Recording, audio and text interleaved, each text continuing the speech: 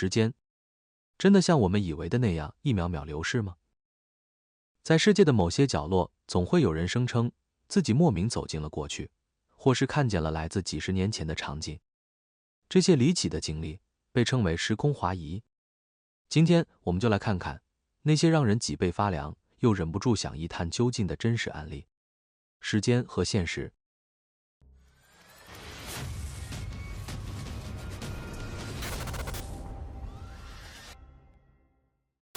说实话，这两个概念太神秘了，简直能把我们的思维绕到打结。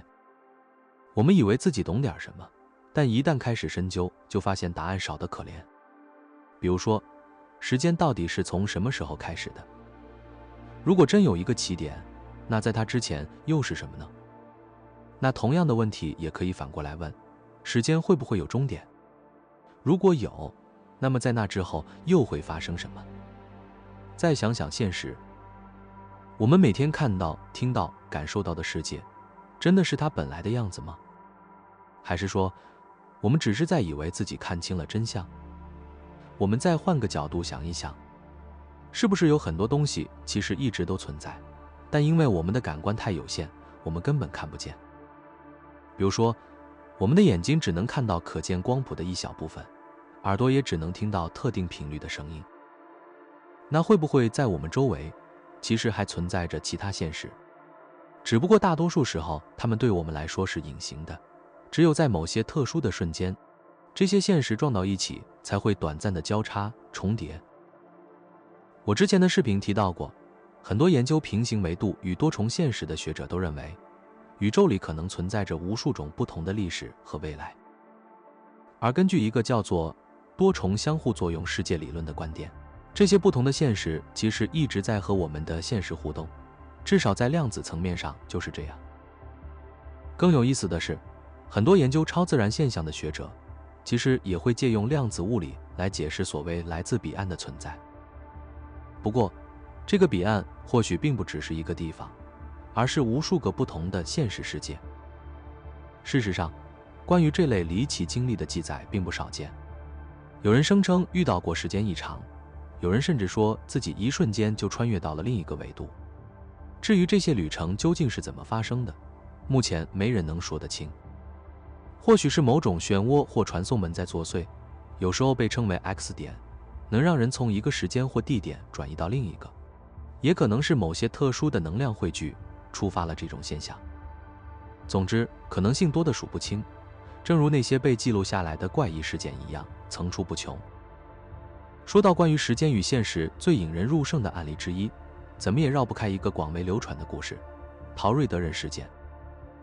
这个故事到底是真实事件还是都市传说，至今没人能给出确切答案。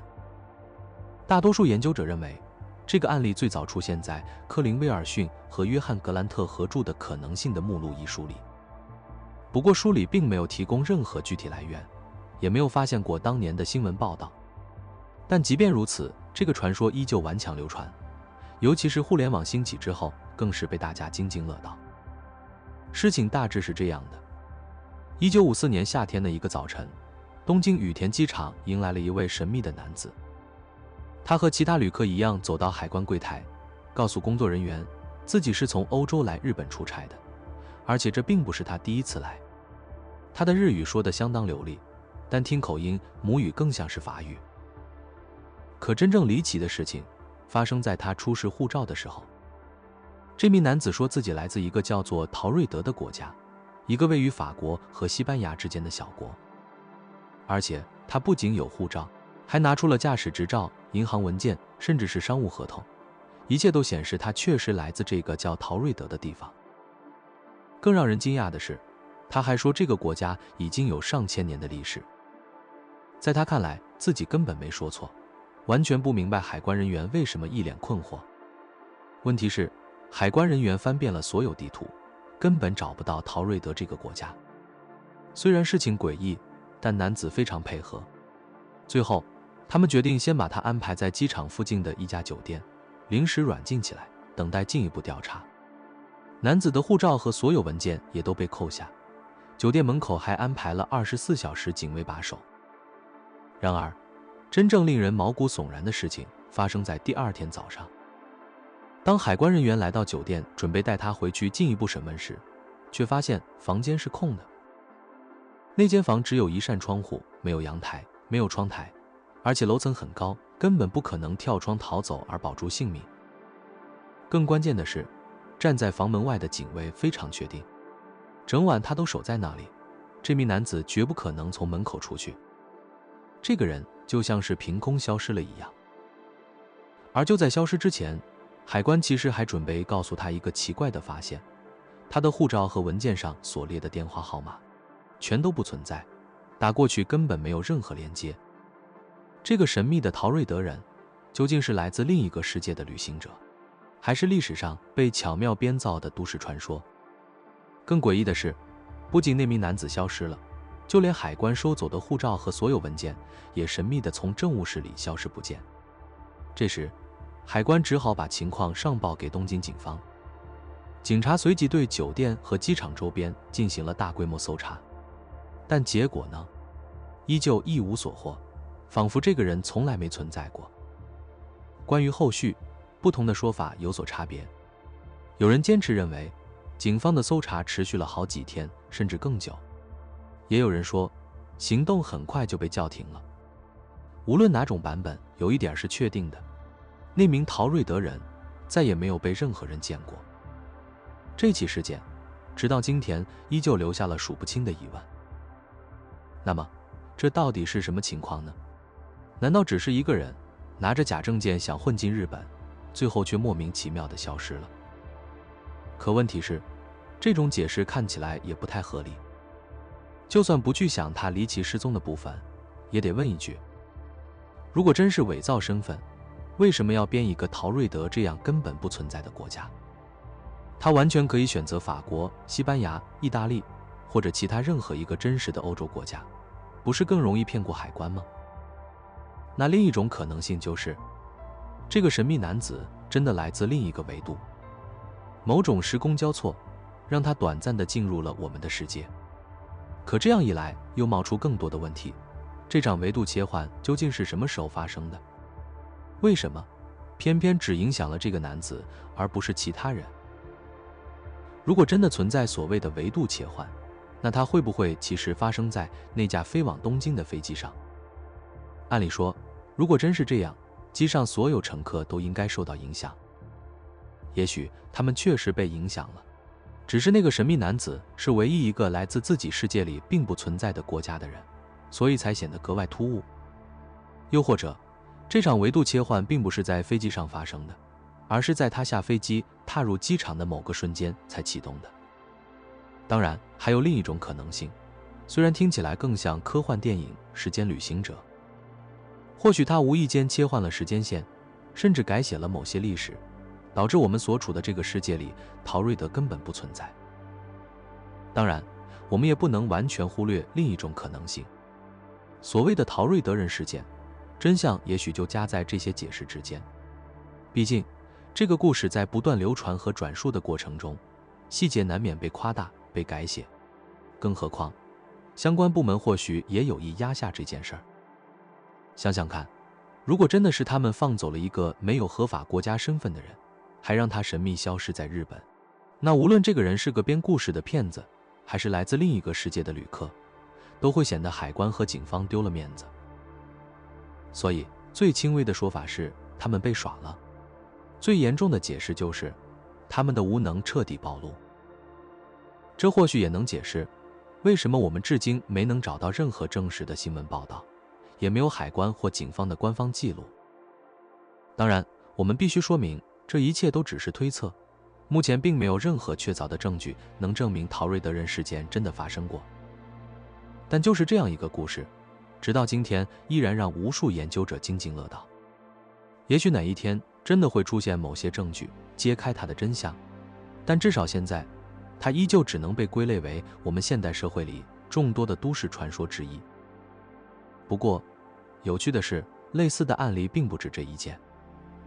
在1970年代初，美国犹他州东南部的加迪安顿峡谷就发生过另一桩疑似时间错乱或维度切换的离奇事件。与陶瑞德人不同，这起事件当年还真的登上过一些地方报纸，而且还明确点出了目击者的名字。更离奇的是，加迪安顿峡谷本身就流传着不少传说。有人说这里曾发生过莫名的失踪，有人说这里隐藏着各种奇怪现象，甚至当地一些摩门教的传说还直言这里住着邪恶的恶灵。故事发生在1972年5月的一个深夜。那天晚上，4名南犹他大学的女大学生、驾驶员贾纳诺斯以及他的朋友卡罗阿波特、贝瑟尼戈登和丽莎罗什福特刚刚看完一场牛仔竞技表演，正驱车赶回学校的宿舍。他们急着在宿舍管理员锁门之前赶回去，于是做了一个看似聪明却改变命运的决定，抄近路，穿过加迪安顿峡谷。那晚天空漆黑，没有月亮，但峡谷里的道路看上去很正常，也没有什么阴森恐怖的迹象。谁也没想到，这一段路程会让他们经历一场永生难忘的怪事。可就在这时，情况突然变了。他们开的那条路竟然在前方戛然而止，挡在面前的是一整面巨大的岩壁。无路可走，贾纳只好掉头往回开。可奇怪的是，仅仅几分钟后，当他们驶出峡谷时，四周的景象却完全变了样。原本公路两边都是荒凉的沙地和灌木，现在一边变成了大片麦田，另一边则是高大的黄松林。更诡异的是，原本那天晚上是没有月亮的，可此刻天空中竟然挂着一轮皎洁的满月。女孩们越开越慌，既困惑又害怕，但她们还是硬着头皮往前开，心想也许只是走错了路。终于，当他们看到前方路边出现一盏盏街灯时，总算松了一口气，以为自己快要回到镇子里了。不过，这份短暂的安心很快就被彻底打破了。没过多久，女孩们看到前方有一个霓虹灯招牌，似乎挂在一家餐馆的门口。可当他们靠近时，却发现招牌上的字母和符号全都从没见过，完全不像任何已知的文字。而且虽然说不上来哪里不对劲，但那地方让人有种说不出的诡异感。尽管心里发毛，贾纳还是把车开进了停车场，准备掉头停下。就在这时，一群男人从餐馆里走了出来。丽莎赶紧摇下车窗，想要问路，可下一秒她却猛地尖叫起来，拼命催促贾纳：“快开车，快带我们离开这里！”贾纳一脚踩下油门，车子立刻冲向停车场出口。就在车子转弯的一瞬间，卡罗也看清了那些男人的样子，随即惊恐地大喊：“他们不是人类！”贾纳猛踩油门，车子飞快地冲回刚才驶过的道路。他忍不住瞥了一眼后视镜，结果却吓得心头一惊，那些男人竟然骑上了奇怪的蛋形车子。那车子有3只轮子，前面2个，后面1个，形状古怪的让人从未见过。伴随着发动的瞬间，空气里响起一阵刺耳的嗡嗡声，就像一窝被惹怒的黄蜂在追击，而且每辆车头还射出刺眼的白光，直直照向他们。贾纳立刻明白，这些人不仅在追他们，而且速度还在不断逼近。他死死抓住方向盘，脚下油门踩到底，车速飞快飙升到80英里以上，车头笔直对准前方的峡谷出口。那一刻，女孩们屏住呼吸，心跳几乎快要炸裂，生怕下一秒就被那群诡异的追兵追上。几秒钟后，汽车猛地冲进了峡谷，车轮卷起的厚重沙尘瞬间遮住了后方的景象，把追兵的身影彻底淹没。贾纳仍然死死踩着油门，不敢松懈。然而就在此时，周围的景象骤然一变，麦田和松树全都消失不见，取而代之的是他们熟悉的荒漠与灌木。这突如其来的转变让贾纳心神大乱，方向盘瞬间失控，汽车猛地偏离了公路。幸运的是，他在最后关头强行把车稳住，让它停在了公路旁的沙地里。车厢内4个女孩面面相觑，心跳急促，呼吸紊乱。她们努力想让自己冷静下来，却根本无法解释刚刚经历的这一切。唯一可以确定的是，那些出现在餐馆门口的男人绝对不是人类。他们不敢贸然下车，更不敢再折返。于是4人将车门紧锁，静静地待在车里，怀着忐忑不安的心情等待着天亮。第二天清晨，天色放亮后，女孩们的恐惧似乎稍稍减轻。贾娜鼓起勇气下车查看，结果让他们更不安了。3条轮胎瘪掉了，一个轮毂盖干脆消失不见，车身上还布满了明显的凹痕，大概是昨晚冲出公路时撞出来的。他们锁好车门，步行到不远处的主干道。没多久，一辆警车驶过，4个女孩慌忙拦下车，把昨晚的经历一股脑儿告诉了警官。这名警官名叫维克伦德·奎斯特。起初他觉得难以置信，但还是跟着女孩们去现场勘察。然而，眼前的景象让他大为震惊。女孩们的汽车明明停在荒地里，可是地面上的车辙痕迹却是从离车200码之外才突然开始的。换句话说，仿佛这辆车是凭空出现在沙地里，而不是从公路开过去的。更奇怪的是，无论是伦德奎斯特警官还是女孩们，都找不到那只消失的轮毂盖。这或许意味着，它早在汽车停下之前的某个地方就已经掉了。伦德奎斯特虽然觉得整个事件离奇至极，但他坚信一点：这4个大学女生的确经历了某种非同寻常的事情，哪怕他自己也完全无法解释。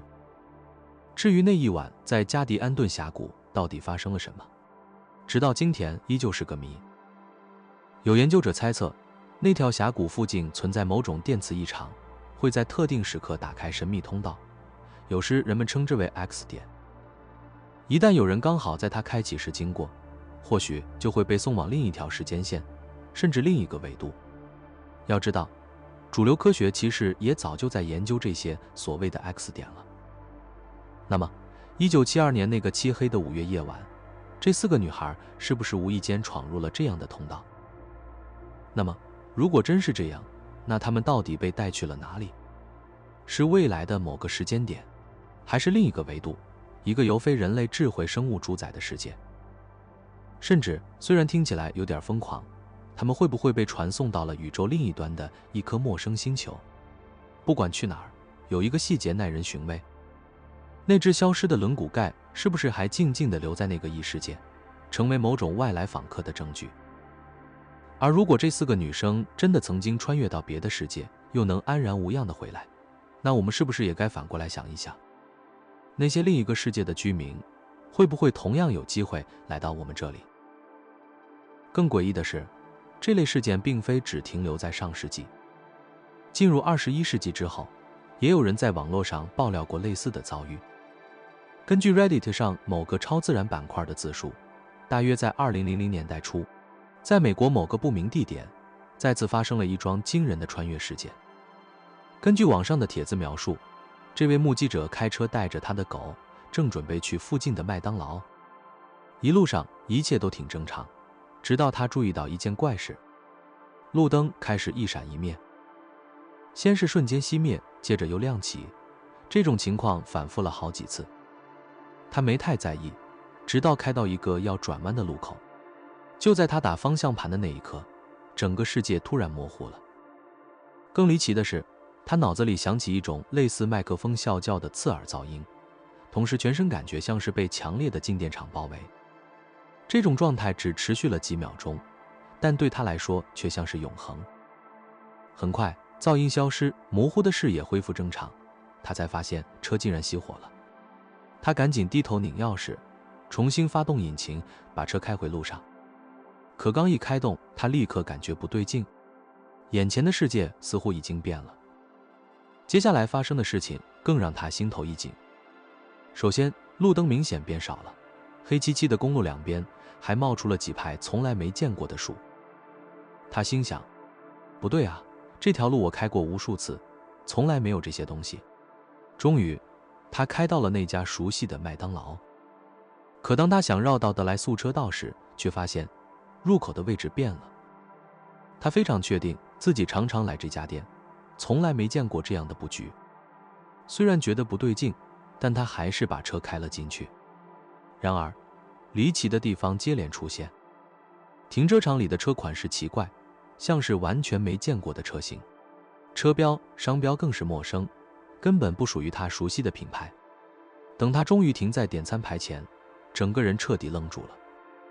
菜单上的价格贵得离谱，完全不像是正常的涨价幅度，而是整个世界突然跳档了一样。虽然心里发毛，但肚子饿得咕咕叫，他还是硬着头皮下了单。开到付款窗口后，他递上银行卡，结果没过几秒，收银员把卡退了回来，说支付失败。接着收银员拿出一个奇怪的红色装置，让他把手指放上去支付。目击者顿时心里一紧，这是什么鬼东西？当然他不愿意照做，于是直接掏了现金。收银员倒是收下了，但没有找零，而是递给他一张小纸片，说这是现金凭证。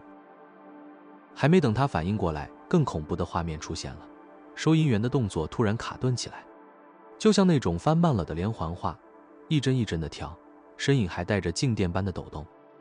与此同时，他的脑子里再一次响起刺耳的啸叫声，身体也感到强烈的静电压迫感。下一秒，一道耀眼的白光闪过。等他回过神来，发现自己正坐在车里，而眼前的麦当劳又恢复成了原本熟悉的样子。除了穿越和错位，还有一种更诡异的情况。有人声称自己根本没有去到别的地方，而是一觉醒来，发现整个世界都不对劲了。2008年，一位41岁的西班牙女子勒丽娜·加西亚就在网上写下了这样的经历。她坚称自己记得的过去和我们这个世界的历史完全对不上。她说，那天早晨醒来还是在西班牙的家里，日期也没变，可她很快就发现了一些细小却无法忽视的异常。比如，床单变成了她从未买过的款式。起初，她以为只是自己记错，但随着越来越多不对劲的细节出现，她意识到自己很可能在睡梦中被切换到了一个陌生的现实世界，而且还被困在这里，无法回去。那天早上，勒丽娜还是照常去上班，可当她走到办公室门口时，却愣住了，门牌上的名字竟然不是她的。她第一反应是不是走错楼层了？于是她赶紧回到大堂的员工名单前查看，结果更离谱，她的名字确实在上面，但显示的部门却完全不是她原本工作的部门。这一刻，她的心彻底乱了。明明是同一家公司、同一栋楼，可一切却错位的说不通。她硬着头皮打了卡，但很快就感觉头晕目眩，心里发慌，干脆请假回了家。第二天，她安慰自己，也许是昨天太累了，出现了幻觉。于是她决定再去一次，期待能看到那个熟悉的办公室，还能找到自己原本的生活。结果情况一点都没有好转。她走进自己所属的新部门，里面坐着一堆她从没见过的同事。可奇怪的是，这些人却都表现得好像认识她很久。大家明显察觉到勒丽娜不对劲，但她只能强装镇定，敷衍说自己只是状态不太好。从那一刻起，她决定在搞清楚之前，绝不能把这些怪事儿告诉别人。可随着日子过去，更大的冲击接踵而至。比如，当她去找自己的男朋友奥古斯丁时，却发现他的公寓里根本换了别人住。更诡异的是，在这个现实里，奥古斯丁似乎从未存在过。他翻遍了镇上的户籍记录，还上网搜他发过的帖子，结果一无所获。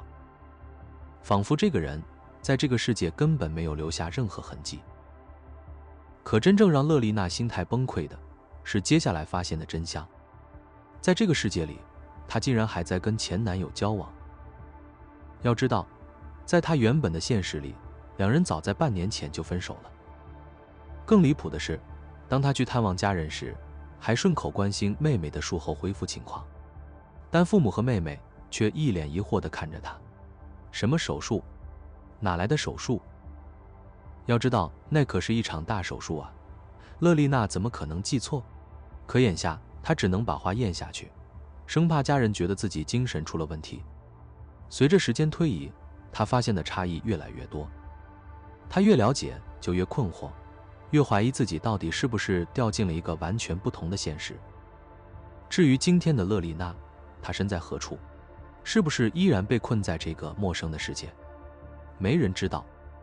也许他还在某个角落，努力寻找回到原来世界的办法。我们甚至可以大胆猜测，那个在2008年发帖的勒丽娜，如果真的是穿越者，那她原本世界里的另一位勒丽娜，会不会同样被困在这里，也就是我们的现实？除了像勒丽娜这样疑似掉进平行世界的案例，其实还有很多关于短暂进入另一段时间的奇怪经历。这种现象通常被称为时间错乱或者时空滑移。而说到这种离奇的现象，英国利物浦的博尔德街绝对是最诡异的高发地。在2006年，就有一宗特别离谱的案例，主角不是别人，而是一位自称惯偷的男子肖恩。根据当地利物浦回声报的报道，肖恩当时正被一名保安追赶，慌不择路地在博尔德街狂奔。就在这时，他突然感到胸口一阵发紧，甚至怀疑自己是不是要心脏病发作。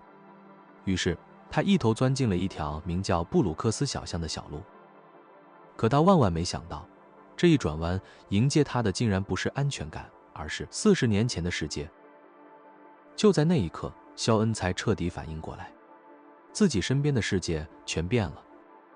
街道上依旧有人来来往往，可他们穿的衣服却明显是几十年前的老式款式，连停在路边的汽车也全是复古车型，就像他突然被扔进了一部老电影里。他慌乱之中，看见中央车站附近有个报刊亭。肖恩快步走过去，目光落在一摞摞整齐摆放的报纸上，那是《每日邮报》。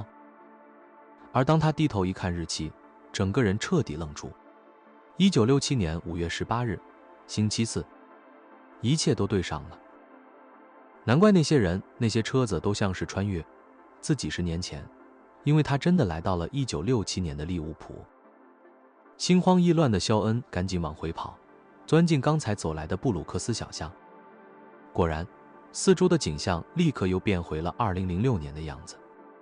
可当他回头望去时，却发现，尽管自己已经回到现代，那座报刊亭依然透着诡异的光景，仿佛透过一扇隐形的时空之门，他还能看见1967年的利物浦就在不远处静静存在。心神不宁的肖恩慌慌张张回到了家。有意思的是，后来利物浦回声报的记者连续4次单独约见过他，可在这4次采访里，肖恩始终没有改过口，哪怕记者刻意设下陷阱想抓漏洞，他的叙述依然前后一致。更令人惊讶的是，那名当初追赶他的保安也被找到了。保安回忆说，肖恩在拐进布鲁克斯小巷的那一瞬间，就像凭空消失了一样。直到今天，这起博尔德街时空滑移依旧是个彻底的谜团。但更耐人寻味的是，这并不是唯一的案例。在利物浦回声报另一篇文章里，作者汤姆斯莱门就记录了一则同样令人瞠目结舌的故事，标题叫《时空救赎》。故事发生在伦肖街，距离著名的博尔德街不过5分钟的路程。根据汤姆斯莱门在文章中的描述，时间是2002年3月，39岁的约翰肯特刚刚服满6年牢狱之灾，被提前释放。可出狱后，他心里一直憋着一股怨气，因为当年让他锒铛入狱的人，正是那个出卖他的哈里金。约翰满脑子只想着复仇，哪怕女友艾丽森拼命劝他放下，他还是冷冷地甩下一句话：我就揍他一顿出气，很快就回来，咱俩再去喝一杯，吃点东西。不到半个小时，约翰就已经出现在伦肖街上，手里攥着一副指节铜套，随时准备动手。就在这时，一个警察从街头走来，约翰心头一紧，把武器塞进兜里。那名警察只随意地朝他扫了一眼，似乎没什么兴趣，但嘴角却挂着一丝冷笑。这种轻蔑的神情彻底点燃了约翰心里的火，他忍不住冲着警察大喊，直接挑衅了对方。而这一个举动却成了他命运的转折点。约翰怒气冲冲地走向那名警察，没想到对方突然掏出一只金属哨子，用力吹响。下一秒，街道两旁立刻涌出好几名警察。没过多久，约翰就被死死按在墙上，动弹不得。他正愤怒挣扎，却在混乱之中捕捉到一个细节，耳边传来隆隆的声音。竟然是老式电车的轰鸣。他抬眼一看，周围的景象彻底让他心头一凉。那些围观的路人穿的根本不是2000年代的衣服，而是一身身20-30年代的装束。长外套、端庄的连衣裙、打着领带的西装，男人头上几乎人人戴着窄檐礼帽。那一刻，约翰猛然意识到，原来警察当初的那一抹笑并非出于轻蔑，而是因为自己一身现代行头，在他们眼里活像是穿着奇怪戏服的小丑。更可怕的是，约翰心底升起一个惊人的念头，他极有可能在那一瞬间被拉进了上世纪30年代的利物浦。而这起时空错位故事却还没结束。就在约翰被死死按在墙上的那一瞬，眼前的景象忽然再次扭曲。下一秒，他竟发现自己正靠在一扇商店橱窗上，满头冷汗，心脏狂跳。周围已不再是30年代的利物浦街头，而是回到了现实的2002年。可当他抬手一看手表，整个人都僵住了。短短几秒的恍惚，现实里却过去了整整4个小时。他连忙赶回家，女友艾丽森正焦急地等着，而他告诉约翰的消息更是让他毛骨悚然。哈里金刚才在等你，他手里有枪，不过警察突然出现，把他抓走了。约翰愣在原地，如果不是那场离奇的时空错位，自己此刻很可能已经命丧街头。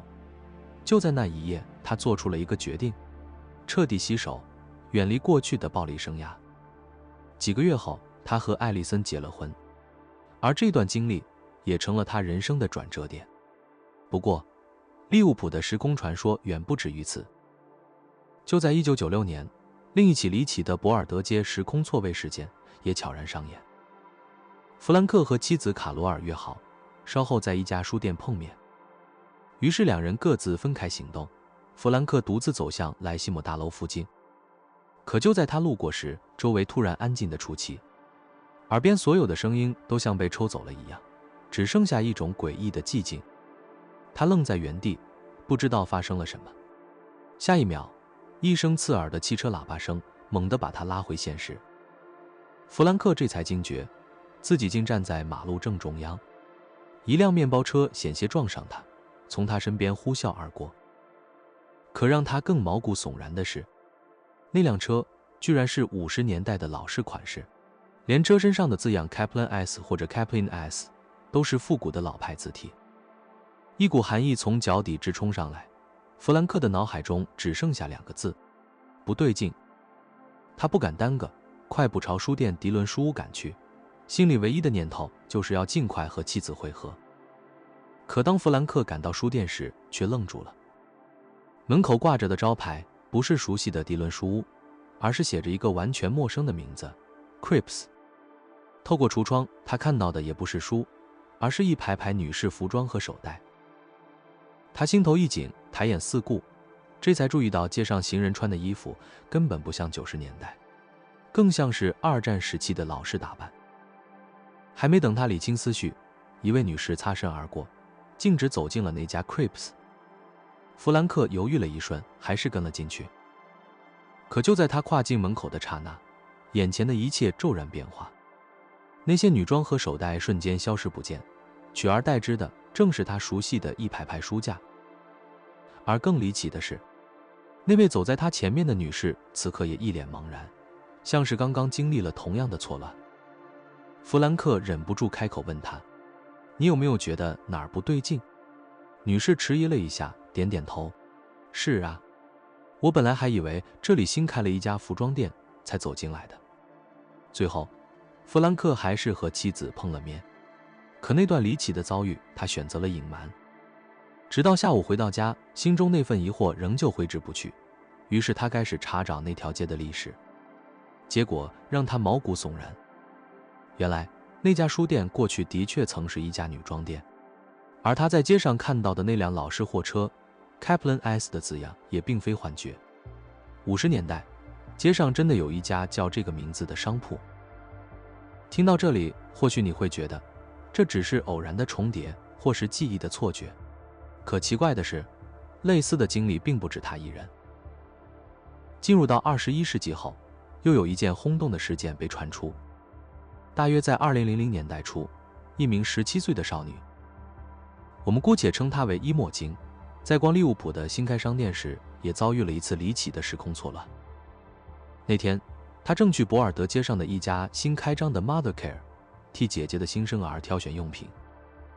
刚一进店，她就惊讶于价格的便宜，以为是开业促销。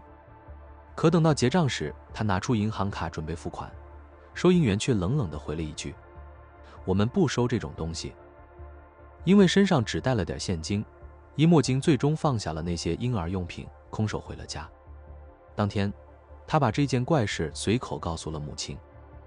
没想到母亲听完后神色一变，对他说：“那地方早就不是 Mothercare 了，已经变成银行好几年了。”第二天，伊莫金再次来到那栋建筑前，果然，眼前伫立的只是一家银行，仿佛昨天的商店从未存在过。可奇怪的时空裂缝，并不只出现在利物浦的博尔德街，在马丁·埃廷顿的著作《一位通灵工程师的实时旅行故事》里，还记录了一段同样匪夷所思的经历。时间追溯到上世纪50年代初，地点是美国威斯康星州的拉辛。12岁的梅尔·赖利那天正在家附近的树林和田野里探险。可就在穿过一片草地时，他突然感觉周围的环境一下子变了。忽然间，空气中花草的清香荡然无存，取而代之的是木柴燃烧的烟气，还有烤肉的香味。耳边也传来了若隐若现的人声。梅尔猛然抬头，发现自己脚下的离过的农田不见了，眼前是一片广袤无垠的平原，一望无际，延伸到天边。更让他震惊的是，在这片辽阔的土地上，散布着一个又一个美洲原住民的村落。他呆立原地，看着那些战士们在营地中忙碌，有的搭建木屋，有的磨制工具，一切都那么真实，仿佛他真的闯进了另一个时代。可就在下一瞬间，眼前的景象骤然消散，熟悉的离地再次出现。事后调查发现，梅尔脚下的那片土地，在很久很久以前，的确曾是印第安部落的栖居地，一个自石器时代便延续至此的古老文明。这些离奇的经历并不总是人穿越到过去，有时候反而是过去的事物闯入了现代。1969年10月20日的傍晚， LC 和朋友查理开着车，沿着167号公路驶向拉斐特。路上一片空旷，他们的车已经独自跑了很久。可忽然间，前方出现了一辆奇怪的汽车，外形笨重，壳子般的车顶，像极了20世纪初的老爷车。LC 很快追上前去，眼睛一扫，顿时愣住了。车牌上的日期赫然写着1940。要知道，在美国法律下，这种过时车牌根本不可能合法出现在公路上。出于好奇， LC 决定加速超车。LC 超车的瞬间，眼角余光一闪，他清清楚楚看见驾驶座上是一位年轻女子，旁边还坐着个孩子。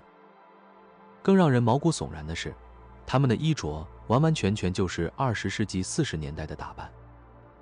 LC 瞥了眼副驾的查理，只见他同样满脸困惑，显然也看到了同样的画面。鼓起勇气， LC 侧过身，透过车窗对那女子喊话，甚至用口型问她：“需要帮忙吗？”女子的表情瞬间紧绷，满脸的慌乱与恐惧。她点了点头，示意自己确实需要帮助。LC 立刻打转方向盘，把车停到路边，准备引导她跟上来。可就在她下车转身望去时，那辆乌龟壳般的老式汽车消失了，没有引擎声，没有刹车痕迹，仿佛从未存在过，只留下公路在夕阳下延伸，空荡诡异，让人不寒而栗。或许那辆车以及车里的母子只是短暂地闯入了1969年，然后又被拉回到几十年前的时空。1970年12月4日下午3点，资深飞行员布鲁斯·格农带着父亲和朋友扎格拉法耶特，驾驶小型飞机从安德罗斯岛起飞，准备飞往佛罗里达的迈阿密。起初一切如常，蓝天、海面、发动机的轰鸣都显得再平凡不过。可没多久，他们在前方1英里处发现了一个奇怪的椭圆形云团，低低地悬在水面上方，大约500英尺高。那云层看起来不大，却有种不祥的压迫感。布鲁斯立刻通过无线电联系迈阿密塔台，前方航路有恶劣天气吗？然而，得到的回答是，没有，空域一切正常。可事实就在他们眼前，那个云团正死死堵在航线的必经之路上。塔台的回答依旧平静，航路清晰，前方一切正常。于是，布鲁斯拉升飞机，高度爬升到3000英尺。可那团奇怪的云却没消失，反而越来越庞大。当飞机冲到11500英尺时，他们终于摆脱了厚重的雾气，重见湛蓝的天空。布鲁斯忍不住回头望去，只见那片云正在他们身后缓缓合拢，形成一个怪异的半圆弧，仿佛要把他们重新圈进去。幸好飞机时速接近195英里，硬生生甩开了那片诡异的云。可就在他们接近比米尼群岛时，前方又出现了另一团更为巨大的云，它横亘天际，足足有6万英尺宽。更不可思议的是，布鲁斯清楚记得，这片庞然巨物并不是悬浮在空中，而是从地表直接升起，像是一道天与地之间的屏障。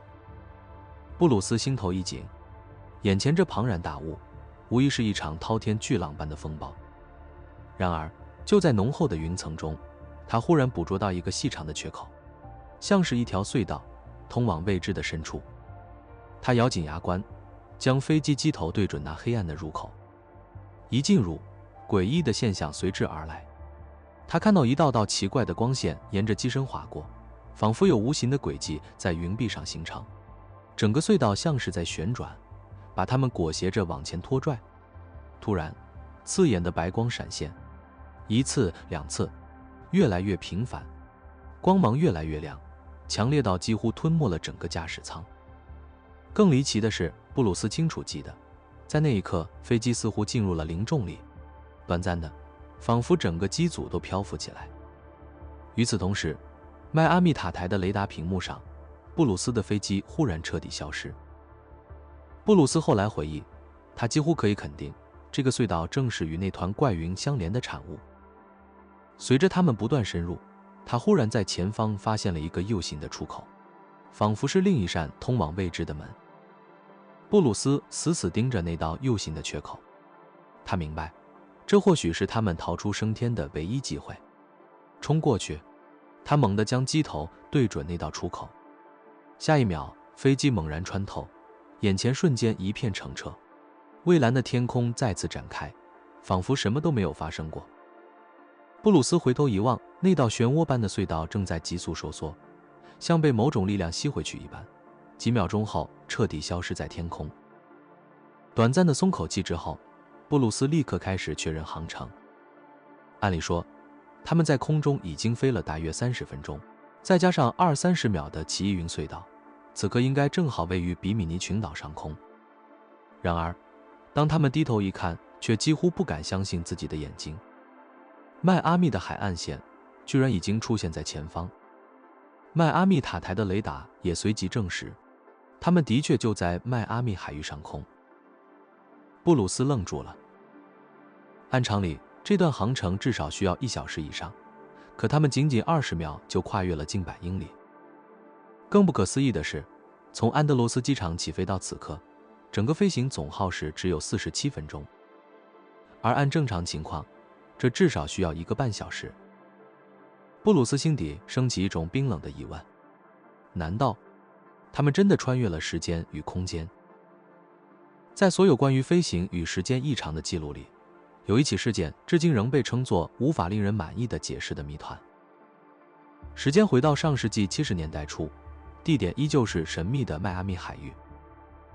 根据 Desert News 1975年3月24日的报道，那天清晨，一架国家航空727客机正在接近迈阿密机场，准备例行着陆。塔台和往常一样，密切监控着飞机的雷达信号。然而，就在所有人都以为这是一次平淡无奇的进场时，727客机的雷达信号突然消失了。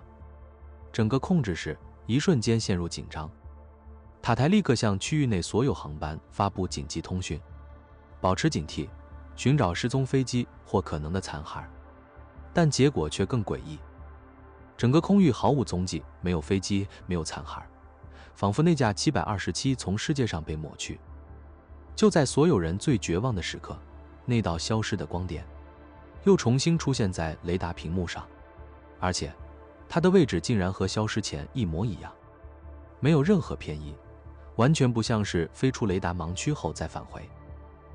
更令人毛骨悚然的是，在这10分钟的空白时间里，有多架飞机毫无阻碍地穿越了同一片空域。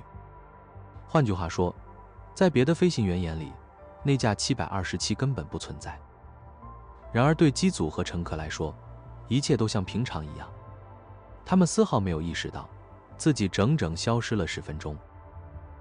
塔台随即下达了一项极不寻常的指令，要求727改道，在一条专门用于安全风险与特殊事件的隔离跑道上降落。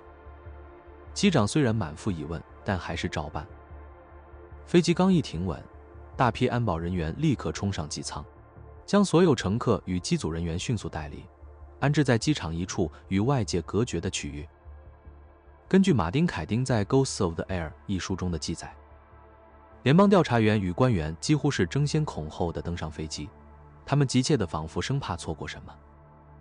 机上的乘客与机组人员很快意识到，事态绝对不寻常，因为就在飞机停下的瞬间，他们从舷窗望去，看到大批的消防车、救护车，甚至机场警察已经在跑道周围集结。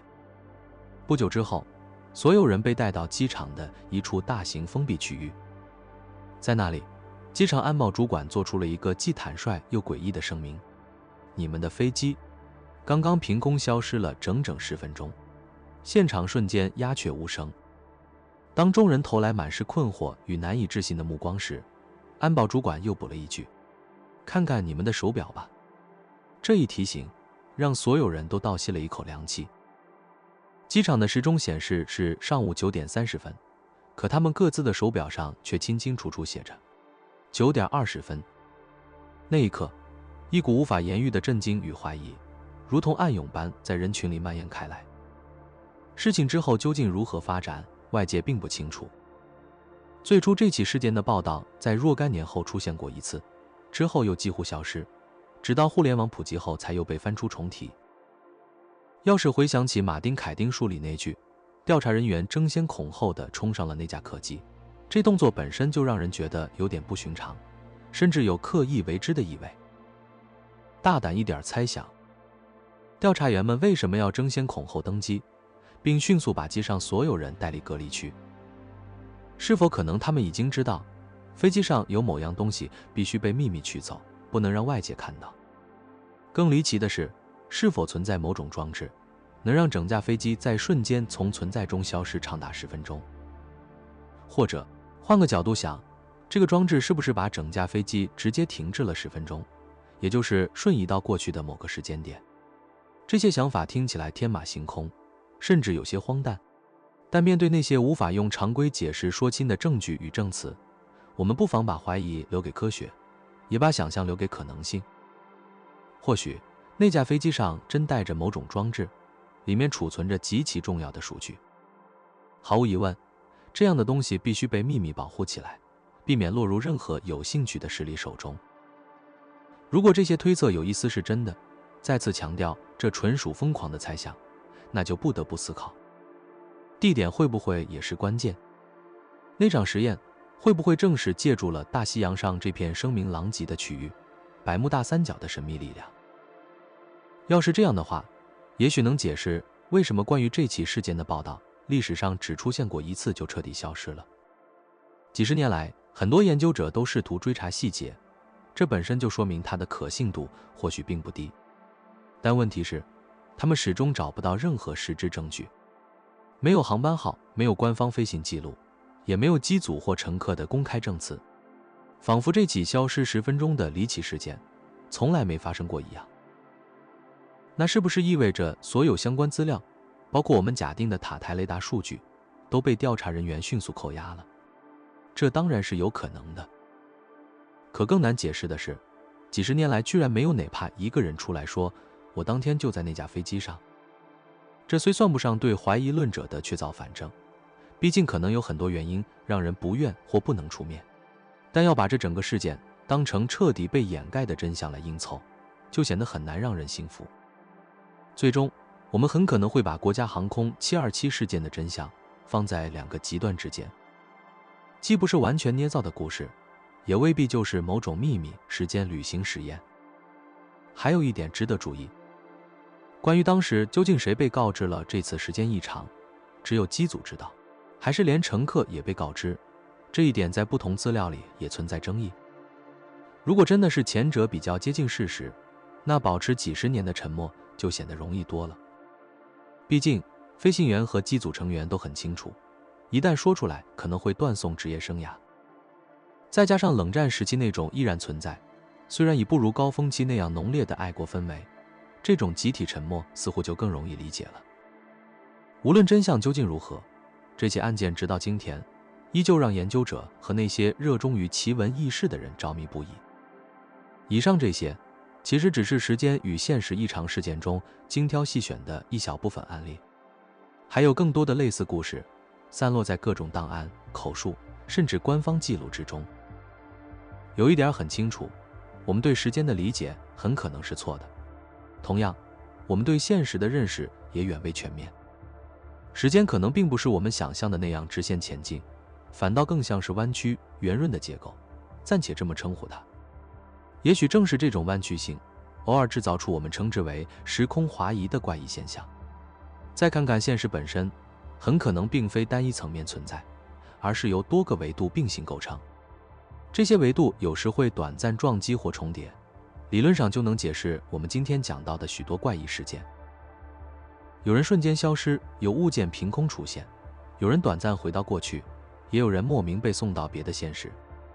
这些故事或许只是幻觉，或许是记忆的错乱，但也可能它们真的是时间与现实的裂缝。